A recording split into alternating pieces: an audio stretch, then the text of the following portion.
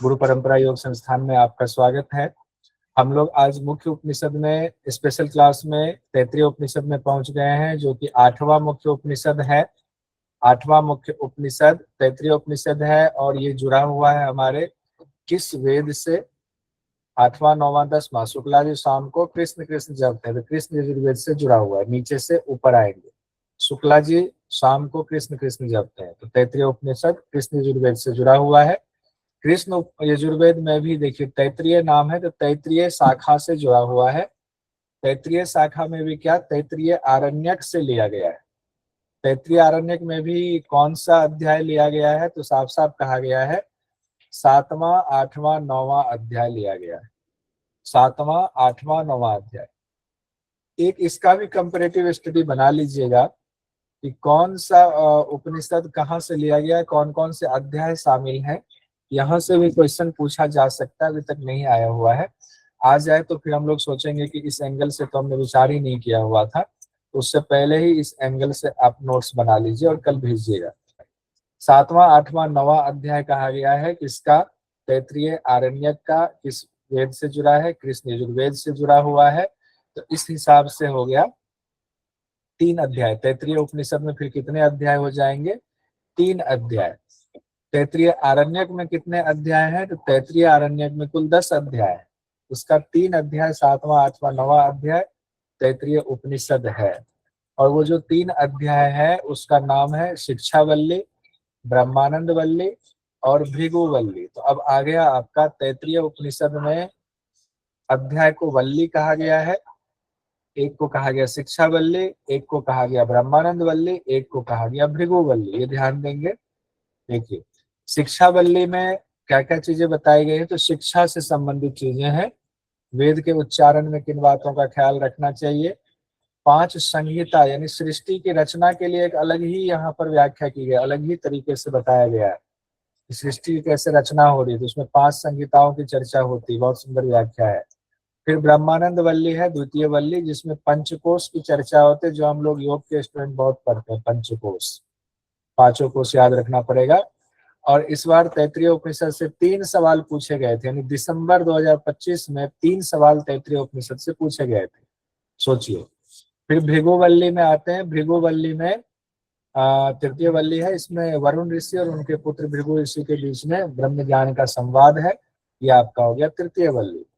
अब हम लोग आते हैं प्रथम वल्ली में। पहले ये मंत्र भी देख लेंगे।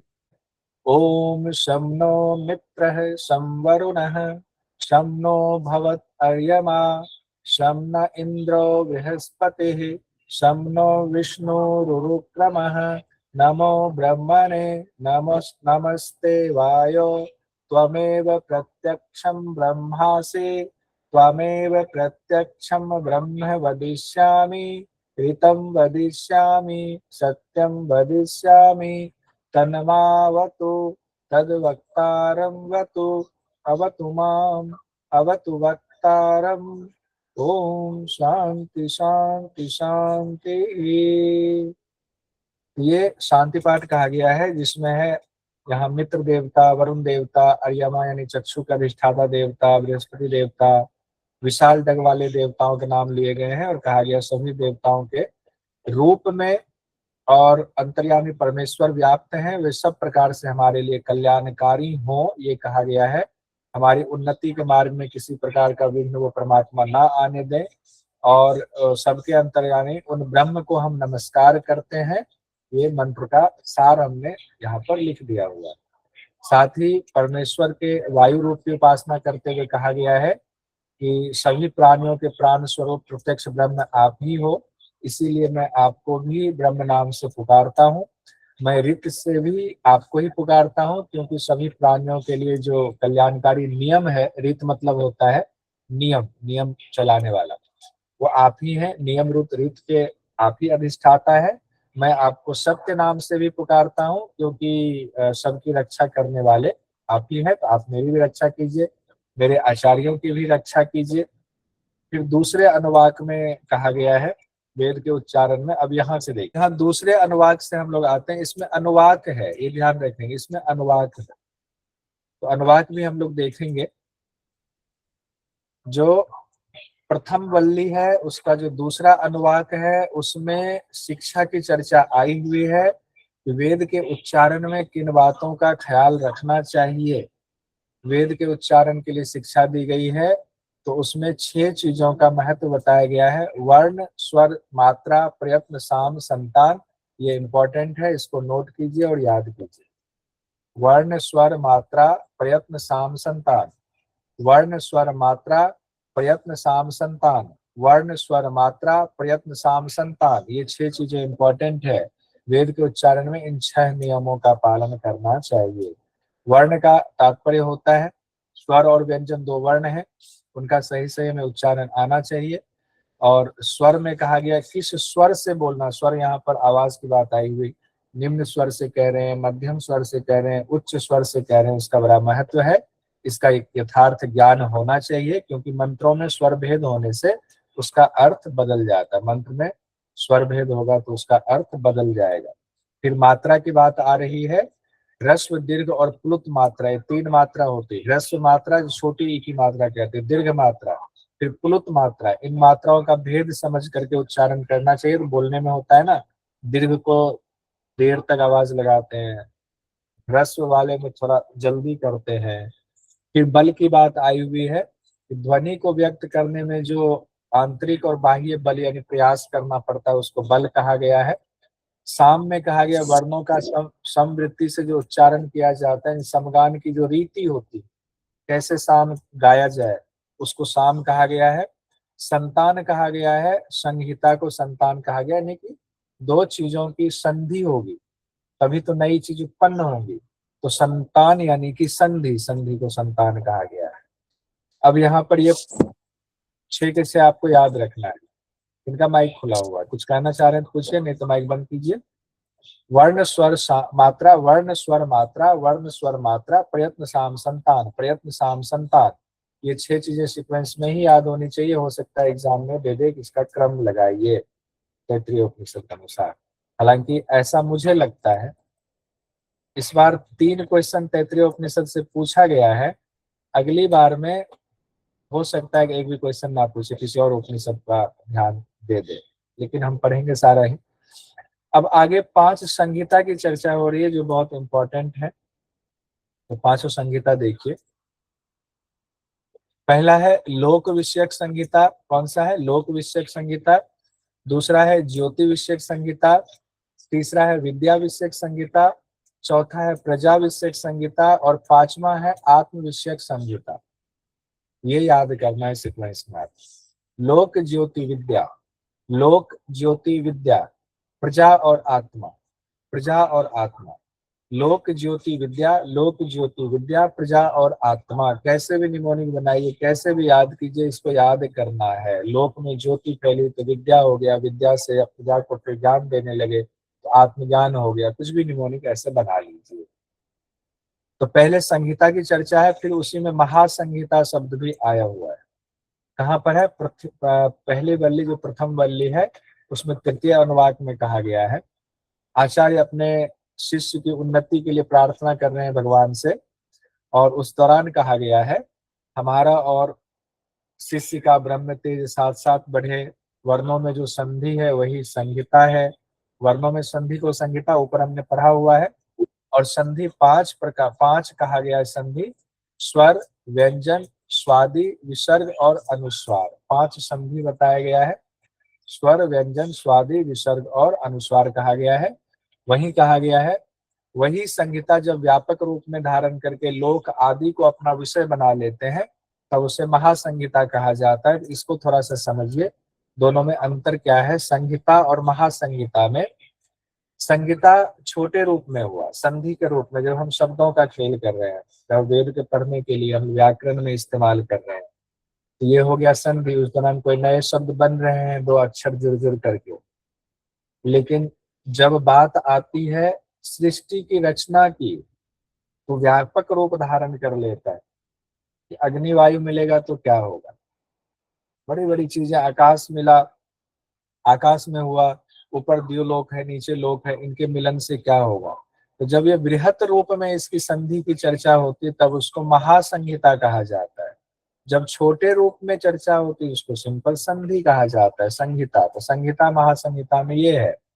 महासंहिता के भी 5 आश्रय बताए गए हैं, वही 5 आश्रय हैं लोक, ज्योति, विद्या, प्रजा और आत्मा। लोक, ज्योति, विद्या, प्रजा, आत्मा। लोक विषयक संहिता, इसको अधिलोकम कहा गया, अधिलोकम। अब इसके बृहत रूप को देखते हैं। बृहत रूप में बात आई हुई है स्वर्ग लोक और पृथ्वी लोक। ऊपर स्वर्ग लोक, नीचे पृथ्वी लोक, बीच में संयोजक के रूप में वायु है। अब मेल हो रहा है, इनकी संधि हो रही है, संहिता हो रहा है, तो क्या होगा? दोनों के मेल से आकाश यानी अंतरिक्ष बना है। दोनों के मेल से क्या बना? अंतरिक्ष बना है, अंतरिक्ष लोक। अंतरिक्ष बीच में हो गया, वो उत्पत्ति हो गया। ऊपर नीचे 2 चीज हो गया, और दोनों को जोड़ने वाला संयोजक वायु हो गया। ये ध्यान रखना, एग्जाम में पूछा जा सकता है। तो यहाँ स्वर्गलोक और पृथ्वी लोक 2 वर्ण है। आकाश को संधि बताया गया है, वायु को संयोजक बताया गया है। संधि मतलब संतान जो उत्पन्न हुआ है, तो आकाश की उत्पत्ति हो गई एक तरीके से। और उत्पत्ति में कौन किसने भूमिका निभाई?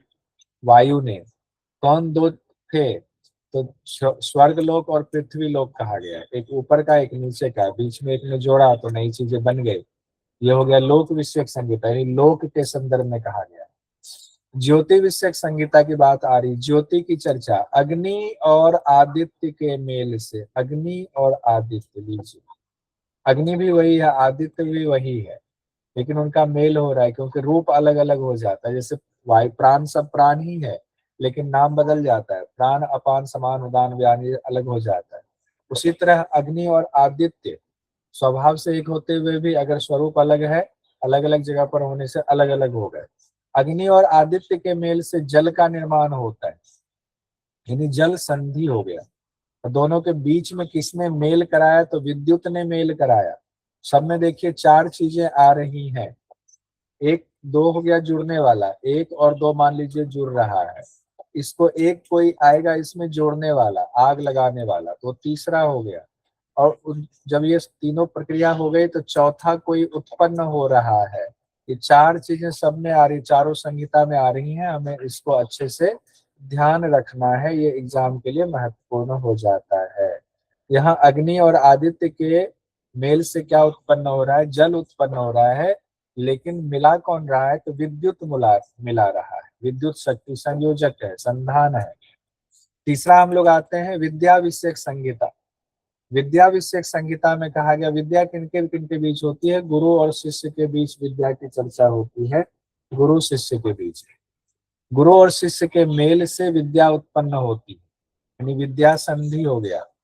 गुरु शिष्य हो गया, विद्या उत्पन्न हो रही है, तो विद्या संधि हो गई। गुरु का दिया उपदेश, प्रवचन ही यहाँ संयोजक है, तो इसमें भी 4 चीजें हो गई। प्रवचन भी आ गया बीच में, प्रवचन भी बीच में आया। गुरु शिष्य, प्रवचन, विद्या बात आ गई। इसी को विद्या विषयक संधि कहा गया है। इसका एक टेबल भी हम लोग अभी देख लेंगे। प्रजा विषयक संहिता चौथा आ गया है। प्रजा विषयक में आएगा माता पिता और संतान की उत्पत्ति हो रही है, तो प्रजनन की जो क्रिया है वो संयोजक हो गया। प्रजनन की क्रिया, दोनों के मिलने की क्रिया। अब 5वां है आत्म विषयक संहिता। आत्म विषयक में बात अलग आई हुई है, देखिए ध्यान। आत्म विषयक में जो चर्चा आई हुई है, ऊपर का जबड़ा नीचे का जबड़ा, ऊपर का जबड़ा नीचे का जबड़ा, दोनों का मेल हो रहा है, तो वाणी उत्पन्न हो रही है। वाणी उत्पन्न हो रही है, लेकिन किसकी वजह से? जिह्वा की वजह से कहा गया है। वाणी उत्पन्न हो रही किनकी वजह से? जिह्वा की वजह से हो रहा है, ये कहा गया है। ठीक है, हम लोग इसको देख लेते हैं, एक साथ देख लेते हैं। महासंहिता में कहा गया है अधिलोक और अधिज्योतिष, अधिविद्यम, अधिप्रज्ञ, प्रज और अध्यात्मम कहा गया। अब यहाँ पर संस्कृत के शब्द चूंकि पूछा जाता है तो इसी शब्द का इस्तेमाल किया गया। अधिलोक, अधिज्योतिष, अधिविद्यम, अधिप्रज और अध्यात्मम कहा गया है। अब देखिए यहाँ पर क्या है? पृथ्वी द्योलोक, आकाश संधि हो गया, वायु संधान हो गया। आकाश संधि, वायु संधान, याद रहेगा। अब देखिए यहाँ क्या कहा जा रहा है। मेरा मोबाइल आज कहाँ चला गया? सबको स्क्रीन दिख रहा है ना? स्क्रीन दिख रहा है ना सभी लोगों को? 2 स्क्रीन से जी सर। आदमी, जी सर। ठीक है। तो दिक्कत कुछ बताइएगा, बीच में भी बोल सकते, तो मेरे पास दूसरा स्क्रीन है। दूसरा है अधि ज्योतिष में अग्नि, आदित्य, आप और विद्युत की बात आएगी। अग्नि और आदित्य का मेल हो रहा है, मेल कराने वाले विद्युत हैं, उत्पत्ति हो रही है जल की। उसी तरह आचार्य और शिष्य है, इनके बीच में प्रवचन जो है वो दोनों को जोड़ रहे हैं, उत्पत्ति हो रही विद्या की। माता और पिता है, प्रजनन की क्रिया हो रही है तो संतान की उत्पत्ति हो रही है। नीचे का जबड़ा ऊपर का जबड़ा है, जिह्वा की वजह से दोनों जबड़ा की मदद से जिह्वा ने उसको जोड़ दिया, तो यहाँ वाणी की उत्पत्ति हो रही है। ये इंपॉर्टेंट है, चार चार चीज चारों में, पांचों में है, पांचों में चार चार चीज है। तो ये पांचों महासंहिता हो गया।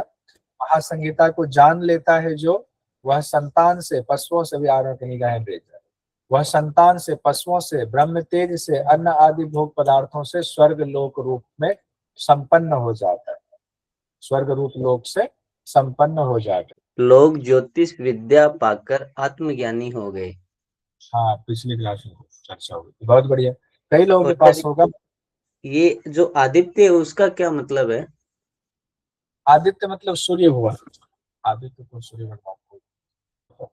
अब हम लोग चतुर्थ अनुवाक में आते हैं, ये भी इम्पोर्टेंट है, चतुर्थ अनुवाक भी। इसका टेबल देख लीजिएगा, टेबल को बना लीजिएगा, पूरा पढ़ने की जरूरत नहीं है, टेबल से काम चल जाएगा। चौथे अनुवाक में कहा गया है, मेधा शक्ति संपन्न बनाने के लिए गुरु प्रार्थना कर रहे हैं। अब यहाँ से भी सवाल पूछ दिया गया है, जिसमें ये वाली लाइन से क्वेश्चन पूछा गया था, समेंद्रो मेधिया स्पिनोतु, यानी महासंहिता के बाद गुरु प्रार्थना कर रहे हैं कि मेधा संपन्न बनाने के लिए। तो कहा गया है, यश्छंद साम ऋषभः विश्वरूपः छंदोभ्यः अधि अमृतात संभवोव से मेन्द्रो मेधिया स्पिनोतु अमृतस्य देव धारणो भूयासम। अब यही से ये सवाल, यहाँ से ये लाइन उठा कर दे दिया कि ये कहाँ से है। आइए, तो महासंहिता के बाद कहा गया, जो वेदों में सर्वश्रेष्ठ है, सर्वरूप है, जिनका वेदों से विशेष रूप से प्राकट्य हुआ है, वे इंद्र मुझे मेधा संपन्न बनाए, मैं अमृतमय परमात्मा को धारण करने वाला बन जाऊं, अमृत स्वरूप परमात्मा यानी आत्मदर्शी बन जाऊं, आत्म स्वरूप में अवस्थित हो जाऊं। और चूंकि यहाँ पर इंपॉर्टेंट इसलिए हुआ क्योंकि आत्म स्वरूप में अवस्थित होने की चर्चा आ रही है, उस परमात्म स्वरूप को धारण करने की बात हो रही है, तो किन से प्रार्थना की जा रही है वो बात यहाँ पर इंपॉर्टेंट हो जाता है। हे देव, मैं अमृत स्वरूप परमात्मा का धारण करने वाला बनूं, मेरा शरीर स्फूर्ति युक्त हो, मेरी जिह्वा मधुर भाषिणी हो, मेरे कान शुभ श्रवण करने वाले बने, आप मेधा से युक्त ब्रह्म की निधि के समान है, मेरे द्वारा सुनी गई वानियां विस्मृत ना हो, जो हम गुरु से सुने, आप रक्षा करें। ठीक है, क्वेश्चन कैसे पूछा गया था ये भी देख लीजिए, पेपर रद्द हो गया था, हालांकि क्वेश्चन ये 18 जून 2024 को पूछा गया था। समेंद्रो मेधिया स्पृणोतु अमृतस्य देव धारणो भूयासम, इसका सही संदर्भ क्या है? तैत्रीय उपनिषद 111, सब में तैत्रीय ही दिया हुआ है, 121, 131, 141। तो प्रथम वल्ली में 12 अनुवाक है, चतुर्थ अनुवाक के पहले मंत्र में ये लिखा हुआ, तो हो गया पहला 4 वर्ण, चौथा वाला उत्तर सही है, चौथा उत्तर सही, ये वाला। ठीक है, इस तरह से ये वाला हम लोगों ने देख लिया। अब आगे बढ़ते हैं। आगे सकाम कर्म करने वालों के लिए परमेश्वर से प्रार्थना का फिर वर्णन है, जैसे कि डिजायर जिनकी होती है उनके लिए चर्चा आई हुई है। सकाम कर्म करने वालों के लिए कैसे प्रार्थना है उसकी चर्चा आई हुई है। अग्नि में आहुति कैसे किन कामनाओं के साथ देनी है इसकी चर्चा आई हुई है। अच्छा बताइए, लिया कहाँ से गया? तैत्रीय उपनिषद, ब्राह्मण से, आरण्यक से, कहाँ से लिया गया है? तैत्रीय आरण्यक से। सातवां तैत्रीय आरण्यक क्या? 7वां 8वां 9वां 7वां 8वां। चलिए, बहुत बढ़िया। अब इसमें अग्नि में आहुति देने का, आहुति देते समय क्या कामना कर रहे हैं, डिजायर क्या है, उसकी चर्चा हो रही है। हे अग्नि के अधिष्ठाता परमेश्वर, जो मेरे लिए आवश्यक होने पर बिना देर किए ही नाना प्रकार के वस्त्र हैं, गाय हैं, खाने पीने की विविध सामग्री है, हमेशा प्रस्तुत कर दीजिए। उनको बढ़ाते हुए रहिए, उसमें वृद्धि भी हो। ऐसे ही श्री को तुम मेरे लिए भेड़ बकरी आदि रोए वाले अन्य प्रकार के पशुओं सहित ला दो, यानी सभी भोग सामग्री मुझे प्रदान कर दो। आहुति देते हुए अग्नि में ये बात कही जा रही है। देखिए कितना भी कुछ हो, अगर गुरु परंपरा चल रही है, वहाँ गुरु रहते हैं, बहुत सारे छात्र रहते हैं, तो इन सब चीजों की जरूरत होती है। इस तरह कामना करके अग्नि में आहुति देनी चाहिए, अग्नि में आहुति देनी चाहिए कामना करके, सकाम कर्म करने वालों के लिए हो रही है। फिर आगे शिष्यों के हित के लिए आचार्य लोग प्रार्थना करते हैं, हमारे पास योग्य शिष्य आए। तो गुरु कहते हैं ब्रह्मचारी लोग हमारे पास आए, वे कपट से रहित हों, वे यथार्थ ज्ञान को धारण करने वाले हों, वे इंद्रियों का दमन करने वाले हों, वे मन का निग्रह करने वाले हों। इन सब के निमित्त आहुतियां समर्पित हैं। स्वाहा, ये इस तरह से आहुति दी जाती है। 5 आहुति इस प्रकार से दी जाती है। मैं यशस्वी हूँ, स्वाहा। महान धनवानों की अपेक्षा भी अधिक धनवान हो जाऊं, स्वाहा। हे भगवान उस आप में मैं प्रविष्ट हो जाऊं, स्वाहा। हे भगवान मुझ में प्रविष्ट हो जाओ आप, स्वाहा। हे भगवान उस हजारों शाखा वाले आप में मैं अपने को विशुद्ध कर लूं, स्वाहा। ये 5 चीजें कह के अग्नि में आहुति दी जा रही है। अब 5 आहुति देने के बाद फिर प्रार्थना कर रहे हैं, आचार्य भगवान से प्रार्थना कर रहे हैं कि जैसे जल निम्न स्थान से होकर के समुद्र में चले जाते हैं, पहाड़ से निकला और होते होते समुद्र में चले गए, जिस प्रकार महीना दिन अंत होकर के संवत्सर में चले जाते हैं, संवत्सर भी काल में मिल जाते हैं, एक एक क्षण बीतता जा रहा, सब काल में मिल गए, फिर अभी वाला समय भूत हो जाता है। इसी प्रकार मेरे पास सब ओर से ब्रह्मचारी लोग आए, स्वाहा। ब्रह्मचारी की कल्पना कर रहे हैं। तो हम जैसे मान लीजिए हम कहें, क्या कहेंगे, हमारे पास भी यूजीसी नेट जेआरएफ करने वाले स्टूडेंट आए, स्वाहा। इन सब का विश्राम स्थान मेरे लिए अपने को प्रकाशित कर मुझे प्राप्त हो जा, स्वाहा। अब भगवान को भी प्राप्ति की चर्चा इसमें हो रही है, तो स्वाहा हो गया। चलिए, वो बहुत इंपॉर्टेंट नहीं था, लेकिन जानना जरूरी था कि एक गुरु क्या प्रार्थना करते हैं, गुरु की क्या इच्छा होती है, उसकी चर्चा वहां पर थी। अब यहाँ पर तैत्तिरीय उपनिषद में प्रथम वल्ली में ही 4 लोक की चर्चा है, भूलोक, भुवलोक, स्वहलोक और महलोक। भू भुव स्व मह, ये सब लोग जानते हैं। इन चारों लोकों को व्याह्यति कहा गया। व्याह्यति का मतलब होता है लोक या कथन भी होता है, वैसे लोक संदर्भ में यहाँ पर बात आएगी। व्याह्यति मतलब लोक कहा गया है। इनमें, इसमें आगे भी चर्चा होगी। इनमें सबसे प्रधान लोक मह लोक को सबसे प्रधान लोक कहा गया है, यानी सर्व प्रधान व्याह्यति मह है। मह यानी आदित्य लोक को कहा गया है, क्योंकि आदित्य लोक से ही सभी लोग महिमान्वित हो रहे हैं, सभी लोगों की महिमा फैल रही है। तो चौथी व्याह्यति मह जो है, यहाँ पर एक चीज इंपॉर्टेंट है, उसकी उपासना का रहस्य सबसे पहले किनको पता चला, तो महाचमस के पुत्र ने जाना। किनको पता चला, महाचमस के पुत्र ने जाना। कई जगहों पर ये लोग कह देते हैं कि महाचमस ऋषि ने जाना, महाचमस नहीं है, व्याख्या में साफ साफ दिया हुआ अच्छे से, महाचमस के पुत्र ने जाना। महलोक की उपासना का रहस्य सबसे पहले किसने जाना, महाचमस ऋषि के पुत्र ने जाना। तो यहाँ पर लोक में इन व्याह्यतों के द्वारा परमात्मा की उपासना का महत्व बताया गया है, लोक में, लोक के संदर्भ में। अब यहाँ पर देखिए क्वेश्चन, किस लोक से सभी लोग प्रकाशित होते हैं, तो महलोक से सभी लोग प्रकाशित होते हैं। तो यह हो गया। एक क्वेश्चन ये हो सकता है, तैत्तिरीय उपनिषद के मुताबिक महलोक की उपासना के रहस्य को सबसे पहले किसने जाना, तो महाचमस ऋषि के पुत्र ने जाना। ये हो गया। तैत्तिरीय उपनिषद के मुताबिक निम्न में से सबसे प्रधान व्याह्यति क्या है, तो सबसे प्रधान व्याह्यति मह है। लोक के संदर्भ में हम लोग ये चर्चा हो रही, 4 लोक के संदर्भ में हो रही थी। लेकिन इसी में अगर बात आए ज्योति के संदर्भ में, तो ज्योति के संदर्भ में क्या कहा गया है, इन व्याह्यतों के द्वारा परमेश्वर की उपासना के बारे में। ज्योति में 4 ज्योति की चर्चा है। भू ही अग्नि है, भुव ही वायु है, स्व ही आदित्य है, मह यह चंद्रमा है। मह यह चंद्रमा अब ज्योति से संदर्भित है, लोक से संदर्भित नहीं है, यहाँ पर ये लिखा हुआ है, इसीलिए मैंने खास करके ज्योतियों में व्याह्यति की चर्चा की। भू ही अग्नि है, अब भू तो लोक है, लेकिन यहाँ पर ज्योति होने की वजह से ज्योति लोक की चर्चा हुई तो अग्नि कह दिया गया, भू को अग्नि। भुवः को वायु कह दिया गया, भुवः। स्वः को आदित्य कह दिया गया, स्वः। और मह को चंद्रमा कह दिया गया है, चंद्रमा, चंद्रमा कहा गया। यानी अगर हम लोग देखें पृथ्वी लोक, अंतरिक्ष लोक, स्वर्ग लोक, ये ब्रह्म लोक हो गया, उससे भी ऊपर के ब्रह्म लोक हो गया। ठीक है, अब यहाँ पर अगर हम लोग देखें, इसमें सबसे प्रधान व्याहयति क्या हो जाएगा? इसमें सबसे प्रधान व्याहयति क्या हो जाएगा? मह ही चंद्रमा है। कौन सा हो जाएगा? सबसे उत्तम वाला जो है वो हो जाएगा, क्योंकि मह लोक सबसे उत्तम हो गया और उसका चंद्रमा से उनको जोड़ा गया, तो यहाँ पर मह ही चंद्रमा है, ये हो जाएगा। अब यहाँ पर हम लोगों ने लोक देख लिया, ज्योति देख लिया, वेदों के बारे में कहा गया, वेदों में इन व्याहयति के बारे में।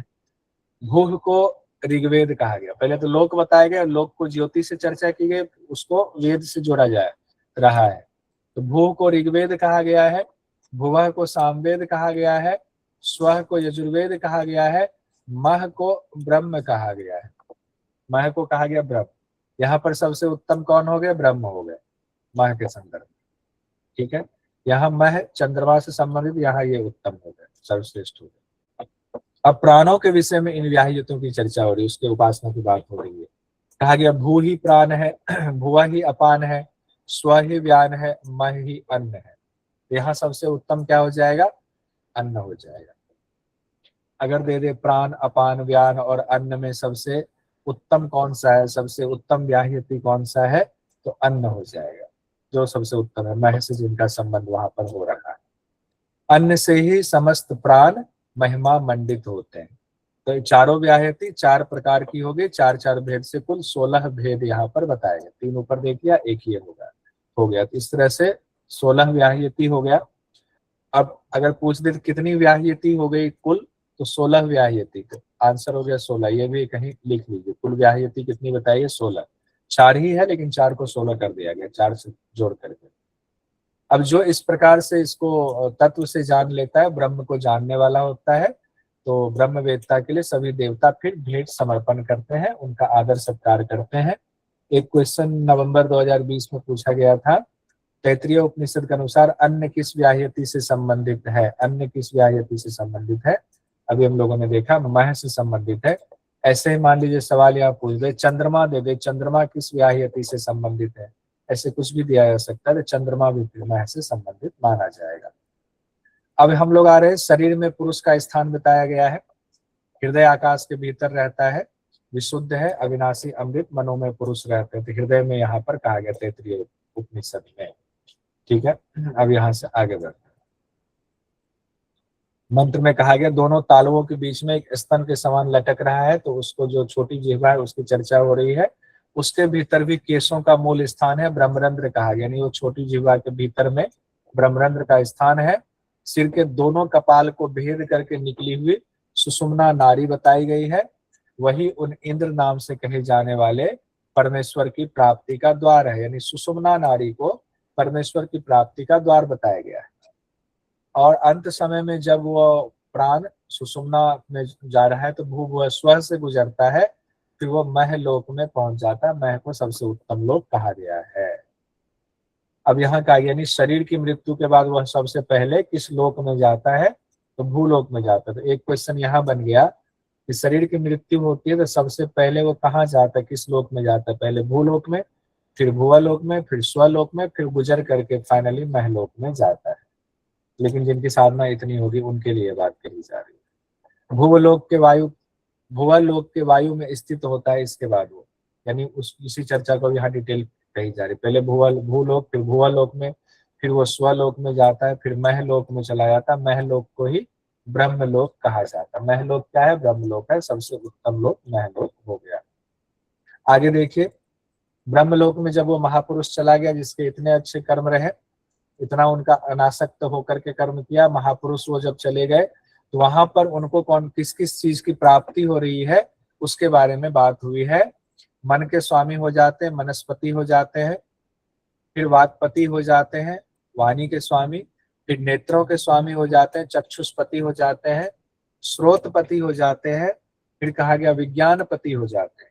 ये चीजें याद रखिएगा, ये 5 शब्द यहाँ से ये इंपॉर्टेंट हो जाता है। अभी तक यहाँ से क्वेश्चन नहीं आया हुआ है, यहाँ से पूछा जा सकता है। वनस्पति, वाक्पति, चक्षुष्पति, श्रोतपति, विज्ञानपति।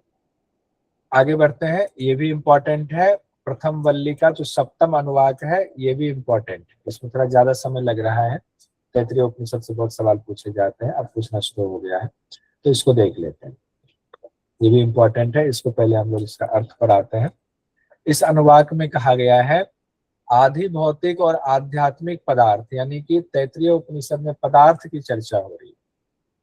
आधि भौतिक को 3 रूप में बताया गया है, लोक, ज्योति और स्थूल, और तीनों में 5-5 है, यानी कुल मिलाकर यहाँ पर 15 पदार्थ की चर्चा हो रही है। 15 पदार्थ की चर्चा हो, ठीक है। पहले 15 पदार्थ हम लोग देख लेते हैं। तो पहले हम लोग आधि भौतिक का देखते हैं 15 पदार्थ, फिर हम लोग आध्यात्मिक में आएंगे।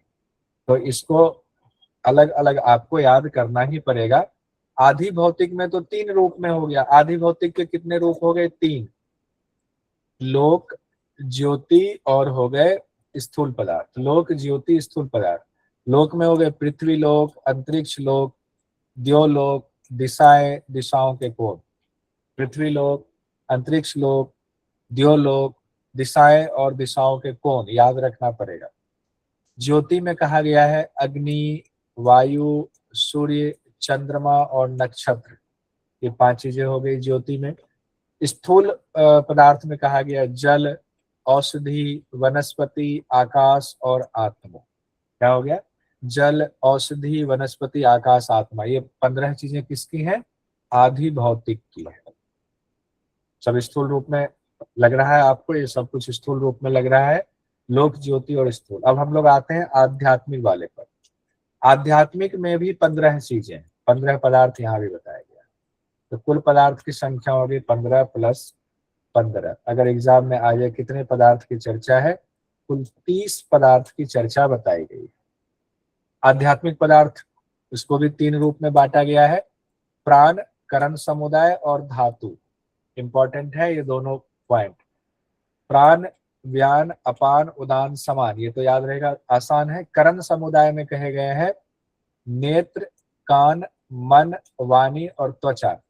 नेत्र, कान, मन, वाणी, त्वचा। नेत्र, कान, मन, वाणी, त्वचा। नेत्र, कान, मन, वाणी, त्वचा। धातु में क्या क्या कहा गया? चर्म, मांस, नाड़ी, हड्डी, मज्जा। चर्म, मांस, नाड़ी, हड्डी, मज्जा। चर्म, मांस, नाड़ी, हड्डी, मज्जा। ये शरीरस्थ धातुओं की पंक्ति बताई गई है ये चीज। तो इस तरह से कुल 30 पदार्थ की चर्चा है, एग्जाम के लिए बहुत महत्वपूर्ण हो जाता है। अब ये जो 30 पदार्थ हैं, इनका इस्तेमाल कैसे होता है, कैसे कार्य करते हैं, तो इनके उपयोग की युक्ति बताई गई है कि दोनों का ही, 15 का ही ऊपर और ये 15 का ही नीचे, दोनों का आपस में घनिष्ठ संबंध है। यानी आध्यात्मिक और आधि भौतिक, 15 आध्यात्मिक पदार्थ, 15 आधि भौतिक पदार्थ, तो एक से दूसरे की पूर्ति हो रही है। आध्यात्मिक पदार्थ से आधि भौतिक की पूर्ति हो रही है, आधि भौतिक पदार्थ से आध्यात्मिक शक्तियों की उन्नति होती है। ये हमें ध्यान रखना है। ये 30 हो सकता है पूछ दे 15-15 वाला, यहाँ से क्वेश्चन अभी नहीं आया हुआ है।